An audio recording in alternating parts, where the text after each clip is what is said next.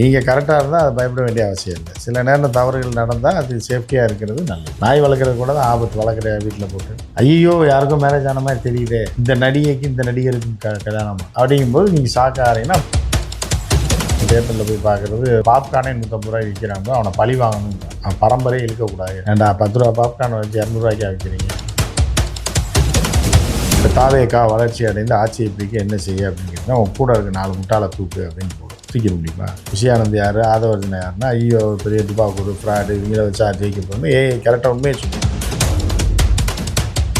பிரதீப் ரங்கநாதன் ரசிகர்லாம் கொதிச்சுருவாங்க. என்னடா இது ஒரு கல்யாணம்ன்றான், கடைசி வரைக்கும் இதே காட்டிகிட்டு இருக்கேன் அப்படிங்கும்போது படத்துக்கு வரமாட்டாங்க. இதெல்லாம் சரியில்லை. இது அந்த டைரக்டர் ஒரு கதாநாயகியை ஃபிக்ஸ் பண்ணணுமா, ஹீரோ ஒரு கதாநாயகியை போடணுமா, அப்போ இருக்கும்போது 2 பேருக்கும் பிரச்சனை இருக்கும். இந்த ஏஐ ஒன்று சொல்லுங்கள், நீங்கள் என்ன திங்க் பண்ணுறீங்களோ அதை வந்து விஷுவலாக ஆகலை, அதுவும் கொஞ்ச நாள் ஆகும். காந்தம் மீடியா நேயர்களுக்கு வணக்கம். நான் உங்கள் விஜய் யாஸ்மின். இன்னைக்கு நம்மளோட கெஸ்ட் பத்திரிகையாளர் உமாபதி சார் அவர்கள் தான். வணக்கம் சார். வணக்கம்மா. வணக்கம். நல்லா இருக்கேம்மா சார். ஏஐ அப்படின்ற விஷயம் இந்தியாவில் பயங்கரமா டெவலப் ஆயிட்டு இருக்கு. உலகம் பூரா டெவலப் ஆயிட்டு இருக்கு. டெவலப் ஆயிட்டு இருக்கு. அந்த வகையில் கூகுளுக்கு அடுத்து ஏஐ தான் முதலீடு பண்றதுல ஃபர்ஸ்டா இருக்காங்க அப்படின்னு மைக்ரோசாஃப்ட் நிறுவனம் தெரிவிச்சிருக்காங்க. இப்போ இந்தியா ஃபுல் ஏஐ தேவையா? அது தேவையான்னு சொன்னீங்கன்னா, இப்போ ஒரு 20 வருஷத்துக்கு முன்னாடி, நீங்களாம் பிறக்கிறதுக்கு முன்னாடி என்னென்னா ஹோட்டலில் இட்லி இருக்கும், தோசை இருக்கும், பொங்கல் வடை இருக்கும், அப்புறம் கிச்சடி இருக்கும், மசால் தோசை இருக்கும். இதை தாண்டி எதுவுமே இருக்காது. இட்லி இருக்கும். அப்புறம் காலப்போக்கில் போக போக கொஞ்சம் வந்து தோசையில் வெரைட்டி போட்டாங்க. பொடி தோசை, எண்ணெய் தோசை, என்னென்னத்தையும் போட்டாங்க. நெய் ரோஸ்லாம் இதாக இருந்துச்சு. அதுக்கப்புறம் இன்றைக்கி ஹோட்டலுக்கு போனால் அப்படியா இருக்குது. நீங்கள் இதெல்லாம் வேண்டாங்க, புதுசாக என்னத்தை நான்ன்றீங்க, ஷவர்மான்றீங்க, ஸ்ப்ரிங் ரோல்ன்றீங்க, இதெல்லாம் வேண்டாங்க, இதெல்லாம் எதுக்கு தேவையா அப்படின்னு கேட்குற மாதிரி தான் இருக்குது. நீங்கள் ஏஐ வேணுமான்னு கேட்குறது. டெவலப் ஆக புது புது ஐட்டங்கள் வந்துக்கிட்டே இருக்கும். இன்னும் உலக நாடுகளில் என்னென்னமோ இருக்குது, நம்மகிட்ட அது கூட இல்லை. நம்ம இன்னும் அந்த காஞ்ச தோசையை தான் சாப்பிட்டுருக்கோம் பார்சல் வாங்கி, இல்லைன்னா பிரியாணி. இதை தவிர நம்ம எதுவும் சாப்பிட்றதில்ல. ஸோ அந்த மாதிரி புதுசு புதுசாக வரும்போது எல்லோரும் எல்லா துறையிலையும் அது விரும்ப தான் செய்வாங்க. இந்த கேமரா புது மாடல் வந்தால் இல்லை இதெல்லாம் வேண்டாம், இது தேவையா, பழைய மாடலே எடுத்துகிட்டு வாங்க அப்படின்னு சொல்ல முடியுமா? அது தூக்குறதுக்கே 2 பேர் வேணும்.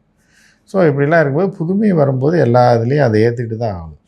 ஆனால் ஏஐயில் நிறைய கற்றுக்க வேண்டியதை தாண்டி அதை பார்த்து பயப்படுற அளவுக்கு இப்போ இருக்குது இல்லையா ஏஐ அப்படின்ற விஷயம். அதனால் அது அவசியமான்ற ஒரு கேள்வி இருக்குது. நம்ம நாய் கூட தான் கடிக்குது, விழுந்து பிடுங்குது, அது வளர்க்காமல் இருக்காங்களா, கடிக்குதுன்றதுக்காக. ஸோ அந்த மாதிரி தான் எல்லாத்துலேயும் எல்லாம் இருக்க தான் செய்யும். நம்ம வேணும்னா அதை பயன்படுத்திக்கணும். அது ஏன் பார்த்து பயப்பட வேண்டிய, நீங்கள் கரெக்டாக இருந்தால் அதை பயப்பட வேண்டிய அவசியம் இல்லை. சில நேரம் தவறுகள் நடந்தால் அது சேஃப்டியாக இருக்கிறது நல்லது. நாய் வளர்க்குறது கூட தான் ஆபத்து. வளர்க்குறியா வீட்டில் போட்டு கறி சோறு போட்டு வளர்க்குறியா, அந்த மாதிரி தான் அது. ஆனால் நிறைய நியூஸ் வந்து ஃபேக்காக வருது இல்லையா சார்? அதில் இப்போது சினிமா சைடில் இருக்கட்டும், இப்போ மேரேஜ் ஃபோட்டோஸ்லாம் நிறைய வருது. இது கன்ஃபியூஸ் ஆகிற அளவுக்கு ரொம்ப பாதிப்பை ஏற்படுத்துது. நீங்கள் எதுக்கு போய் அதை பார்க்குறீங்க, அதை ஏன் கன்ஃபியூஸ் ஆகிறீங்க? வேலை வெட்டி இல்லாத அதை உட்காந்து பார்த்து கன்ஃபியூஸ் ஆவாங்க.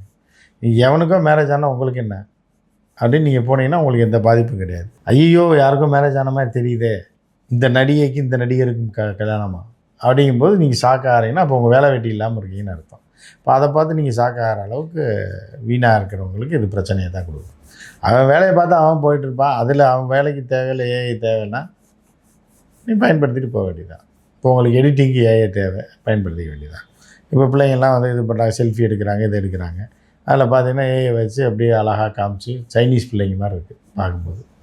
நேரில் பார்க்கும்போது வேறு மாதிரி இருக்குது. இப்போ இதில் அதை ஏஐ பயன்படுத்தி பண்ணி சந்தோஷமாக இருக்காங்க. புரியுதா? அப்படி இருக்கவங்க சந்தோஷமாக இருக்கவங்க இருந்துட்டு போட்டுமே. இப்போ ஏன் அது ஏன் வர வேணான்றீங்க? நீங்கள் சொன்ன மாதிரி ஏஐ வச்சு அது ட்ரெண்டாக அதை பார்த்து கப்பலானவங்க கூட நிறைய பேர் இருப்பாங்க. அதெல்லாமே கோர்த்து போட்டு வாங்குறது தானே. இப்படி போட்டால் அப்படி வரும், அப்படி போட்டால் அப்படி வரும்ன்றது நல்லது தானே. ஒரு ஜோடி கல்யாணம் ஆகுதுல்ல, அவனும் மேட்ரிமோனியில் போனாலும் ஏமாற்ற தான் செய்கிறான். 10,000 கொடு, 40,000 கொடு, 50,000 கொடு, ஸ்பெஷல் இது, இந்த ஸ்பெஷல் அந்த ஸ்பெஷல்னு போட்டு ஏமாத்துறான். அதுக்கு ஏஐயே ஒரு 2 பேரை சேர்த்து வைக்கிதுங்கும் போது சந்தோஷமாக போய் வாழ்த்த வேண்டியதானே. அதை தாண்டி இதை இன்னும் டெவலப் பண்ண போகிறதா ஒரு பேச்சு இருக்குது. எல்லாத்தையுமே இதை டெவலப் பண்ணிகிட்டே தான் இருப்பாங்க. நோயாக இருந்தாலும் டெவலப் ஆகிட்டு தான் இருக்கும். ஒருத்தருக்கு வந்து கேன்சர் வருதுன்னா, லைட்டாக வருது அப்படின்னா அது அப்படியே நிற்காது, டெவலப் ஆகிட்டு தான் இருக்கும். அதே மாதிரி நல்ல விஷயங்களும் டெவலப் ஆகிட்டே தான் இருக்கும். அதனால் டெவலப் ஆகிறது நல்லது தான். அடுத்த கட்டமாக எந்த மாதிரியான விஷயங்கள்லாம் ஏஐ கொண்டு வரும் சார்? எல்லா விஷயத்துலையும் ஏஐ வரும். அடுத்து என்ன மாதிரி விஷயம்னா, எல்லா துறையிலையும் என்னென்ன மாதிரி நீங்கள் கற்பனையில் கூட நினைக்காத விஷயம், நீங்கள் மனசில் கற்பனை பண்ணுறது எல்லாமே வந்து நிஜத்தில் வரும். நிஜத்தில் இப்போ வந்துக்கிட்டு இருக்கு ஏஐ மூலமாக. அதே மாதிரி இப்போ நீங்கள் என்ன திங்க் இன்னும் ஒன்று பார்த்து வரல, நீங்கள் என்ன திங்க் பண்ணுறீங்களோ அதை வந்து விஷுவலாக வரல, அதுவும் கொஞ்ச நாளில் வந்துடும். சார் இப்படி வர்றது நார்மலாக ஒர்க் பண்ணுறவங்க இவங்களுக்கெல்லாம் அதிகமாக ஹெல்ப்ஃபுல்லாக இருந்தாலும் இந்த சினிமா சைடுன்னு ஒன்று இருக்கு இல்லையா, அதுக்கு ரொம்ப பாதிப்பை ஏற்படுத்துது ஏஐ அப்படின்னு. ஒரு வளர்ச்சின்னு வந்தால் பாதிப்பு ஏற்படுத்தான் செய்யும்.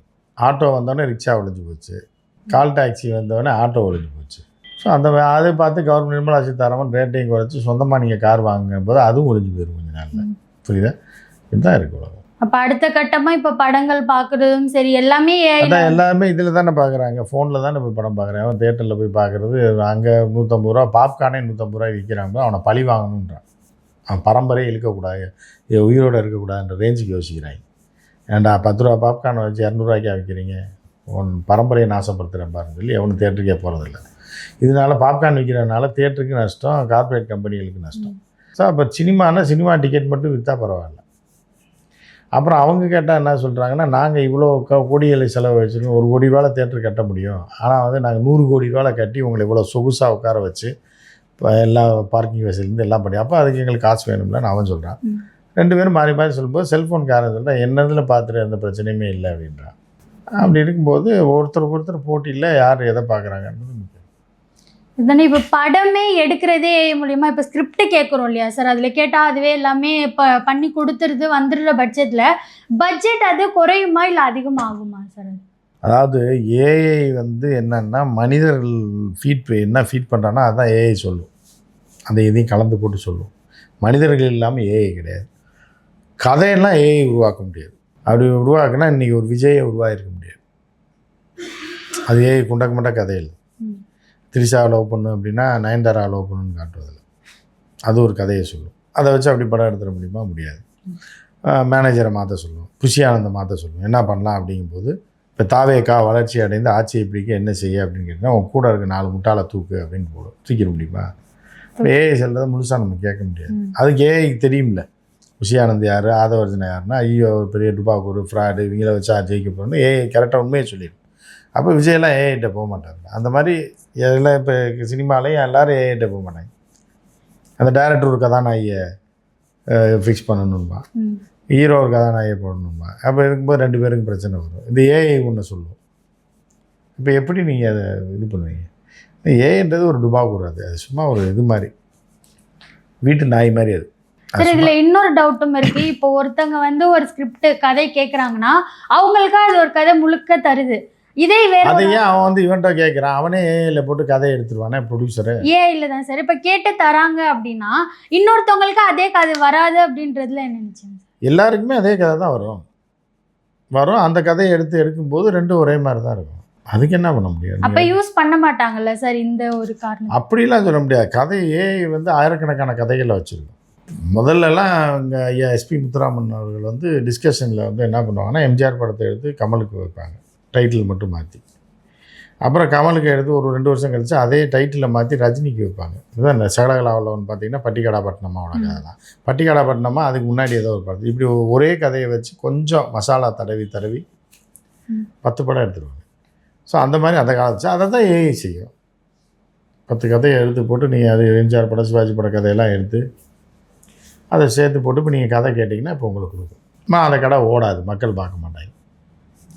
பிரதீப் ரங்கநாதன் ரசிகர்லாம் கொதிச்சுருவாங்க, என்னடா இது ஒரு கல்யாணம்ன்றான் கடைசி வரைக்கும் இதே காட்டிகிட்டு இருக்கேன் அப்படிங்கும்போது படத்துக்கு வரமாட்டாங்க. இதெல்லாம் சரியில்லை. இது படம் முடிகிறதுக்குள்ள ஒரு 4 பேரைனாலும் லவ் பண்ணணும், கல்யாணம் பண்ணணும், டைவர்ஸ் பண்ணணும், இன்னொருத்தியோட வாழணும், அவளை வச்சுக்கிட்டு இன்னொருத்தியோட டைவர்ஸ் பண்ணணும், அவளை கூப்பிட்டு வந்து வீட்டில் இன்னொரு ரூமில் வச்சுக்கணுன்ற மாதிரி கதை இருந்தால் அது ஏஐனால கண்டுபிடிக்க முடியாது. அப்படி கதை பழைய கதையை தான் திருடும்.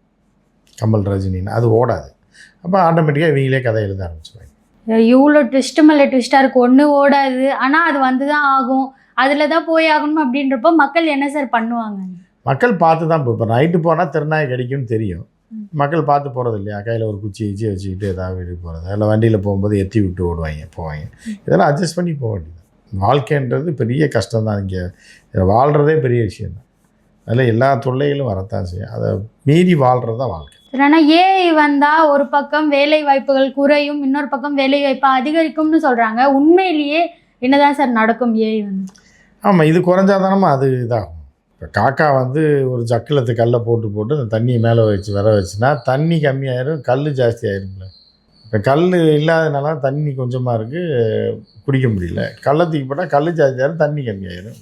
அப்போ தண்ணியை தூக்கி ஊற்றிட்டிங்கன்னா தண்ணி கல்லை தூக்கி போட்டிங்கன்னா தண்ணி ஜாஸ்தியாகும், கல் கம்மியாகும். அதெல்லாம் சகஜம்தான்.